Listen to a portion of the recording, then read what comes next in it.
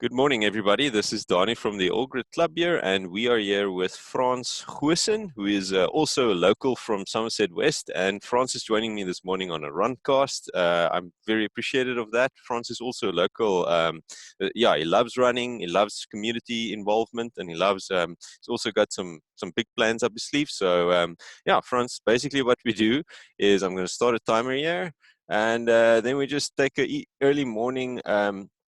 A quick, easy in-place run like this, just to get the legs loose a little bit.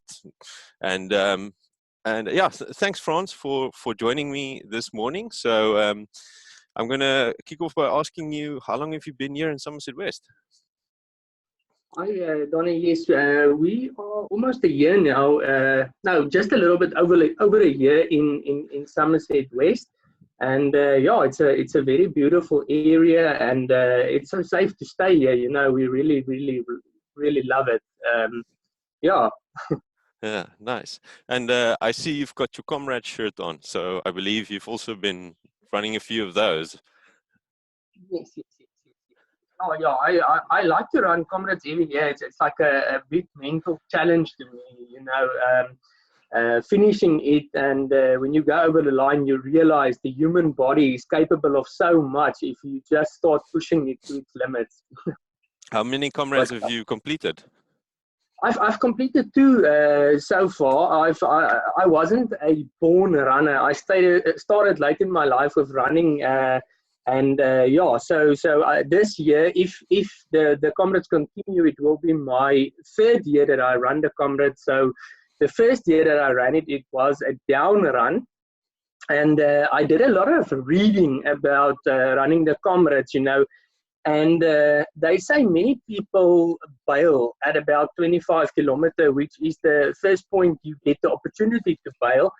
So when I reached 25 kilometers, it was like a huge mental thing for me, because, you know, I've realized, okay, so if I felt like this after 25 kilometers, how am I going to feel at 90? Because the down run is a 90-kilometer run. And I've decided, okay, I think I'm going to bail. And at that moment when I wanted to bail, someone else from our running club came past me, and he said I must just run a bit with him and we can chat about it. And as I was running, I said to him, listen, yes, I think I'm gonna go, because we're only at 25 kilometers, and I'm like really tired. I need to get out of this thing. I don't think I will be able to finish it. I also, a month before Comrades, I picked up what I call runner's knee because of overtraining. So I wasn't very confident at the start. But this friend of me from our club just said, listen, just push on, and let's see where we get at. And I started running with him, and when we were tired, we started walking a bit, and after about 500 meters of walking, we picked up the pace again, and then we were going again. And before long, we were on 60 kilometers, and I've looked at my watch and I saw, okay, we're on 60, and I looked at the time and I realized, okay, I'm gonna finish this thing. And then all of a sudden, I started running faster, because I got this huge confidence boost. Like I realized, even if I walk the rest of the way, I will be able to finish Comrades. So yeah, that really helped me. And last year was my first up run. And that was also kind of a huge challenge, because you know you're gonna run this thing, but it's not downhill this year. It is uphill, and I just took it as it come. There wasn't anybody running with me. I was quite fit for the up run, and yeah, it was interesting. But the last 8 kilometers, I was like really tired. So I walked a bit, and after that, I've realized, okay, this is downhill again, the last 3 kilometers or so, and it was done. I had it, and this year we are going for the 3rd one. And if it wasn't for the lockdown, I would have most probably went for a time, but because of the lockdown, I wasn't able to train properly. So I don't think I would go for a very good. I don't think I will be able to run a very good time this year, but I will definitely finish it if I don't cancel Comrades. Yeah. Oh, that's cool. Do you think? So you still think there's a good chance the Comrades are going to continue, because it's still a while off, and yeah, I think that's definitely a possibility. So, Yes, what do definitely, Tony. I think Comrades will continue. They haven't cancelled it yet, and things are a bit rough in the country at the moment. So I think they will either do it maybe a bit later in the year, but I'm also not sure because, running in Durban, if it's not June, July, you're gonna suffer huge on dehydration and so, because it gets really hot and humid.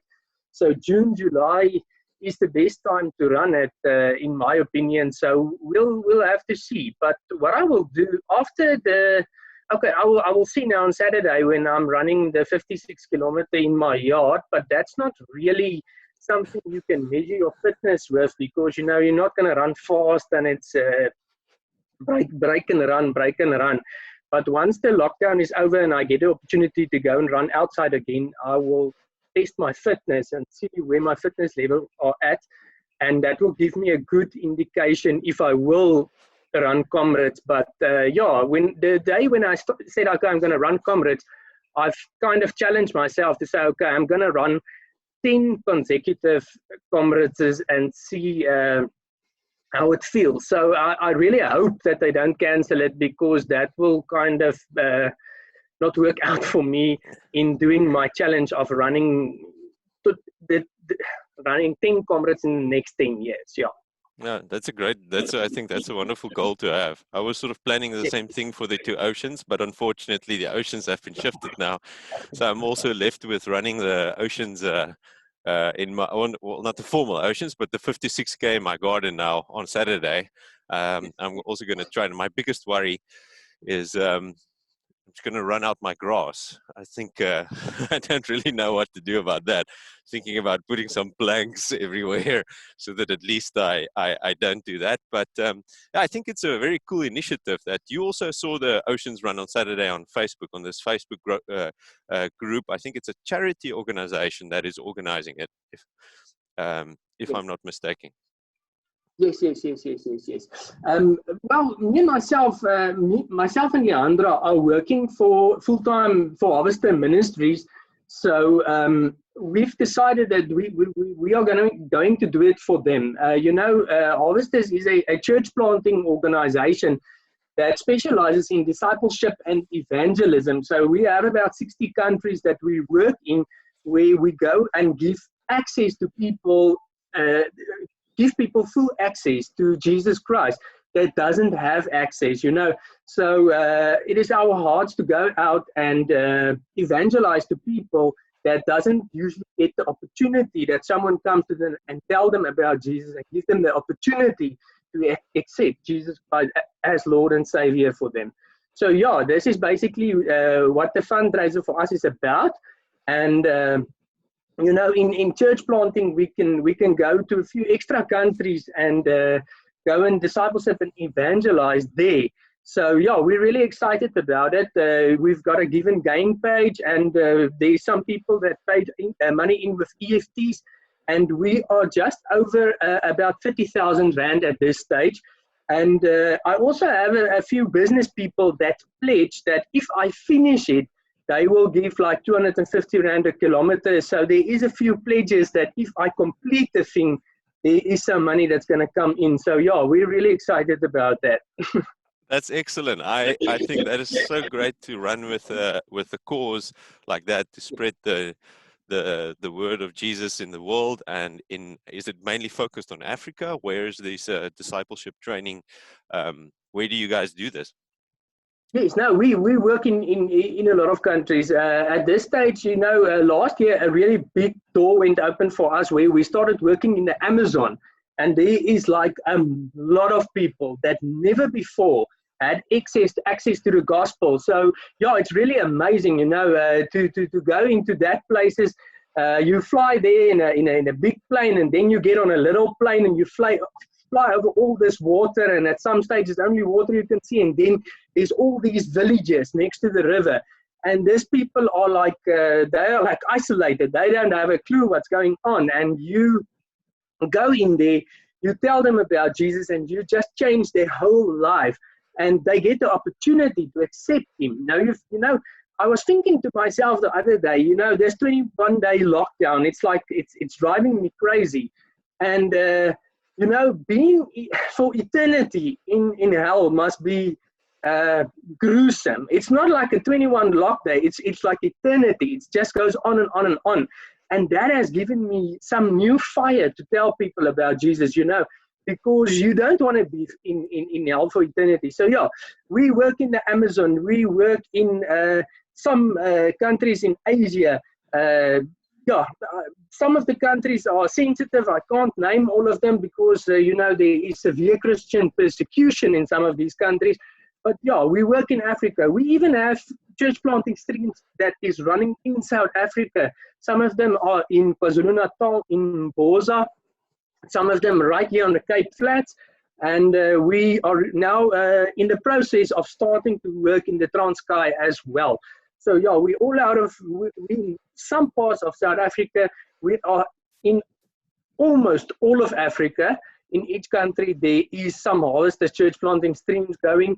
So yeah, we're very excited about it. Frans, I can hear you're passionate about this. That is for me the most blessed thing in life. If you can find a job that you work at or that you do, Yes. that you just passionate about, and I can hear that passion in your voice, and that's something to aspire to. I well done for you guys to with the great work that you're doing with that, and I'll check out the charity organization or details about this run.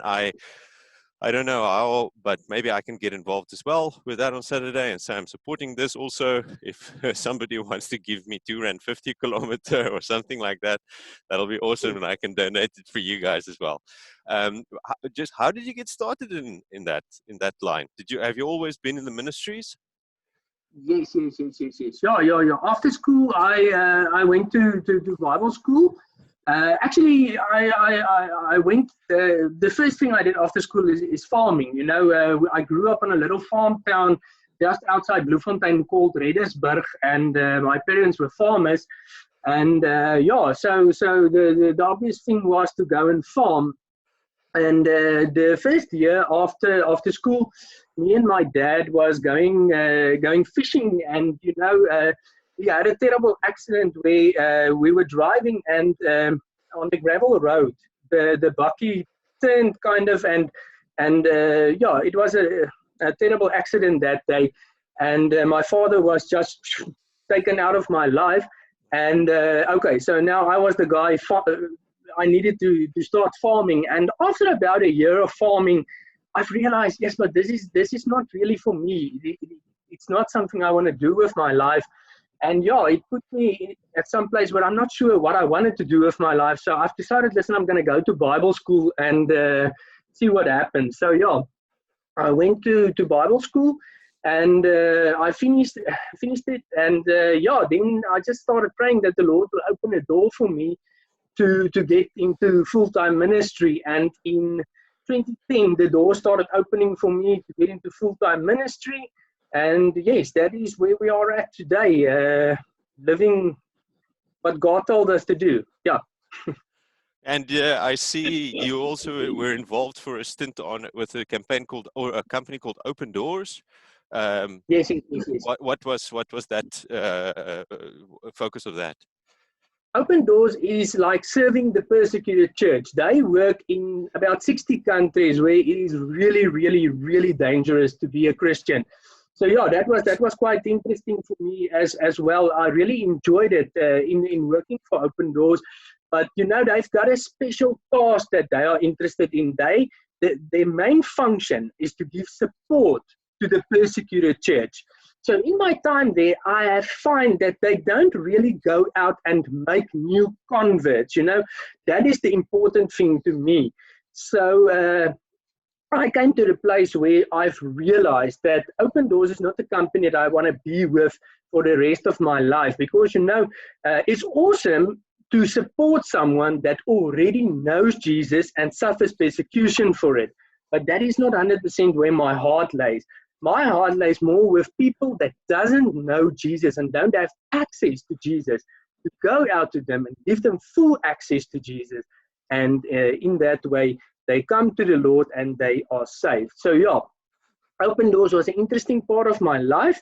But in 2018, the Lord has opened the door for me to work at Harvesters Ministries, where we are at now. And yeah, that is basically that. Wow, Frans, yeah, that is, I can hear you've got a beautiful heart and an absolute passion for people and spreading the word of Jesus. That's wonderful to hear. Everything you're talking about now. Yeah, so we've got a couple of minutes left. I just want to end off by asking you some advice for us, for everyone in lockdown. How do you guys stay positive? What's the type of things we can do? Even fitness-related things. What do you do? Can you give our listeners some tips? Yeah, well, basically for me, the biggest thing was to try and keep fit. What happens to people, and I'm speaking to myself, I'm speaking about myself here as well, is sometimes when I started working from home, I picked up a lot of weight. Before I started running, I was about 105 kilometers. I was kilograms, yeah. I was like really, really, really huge.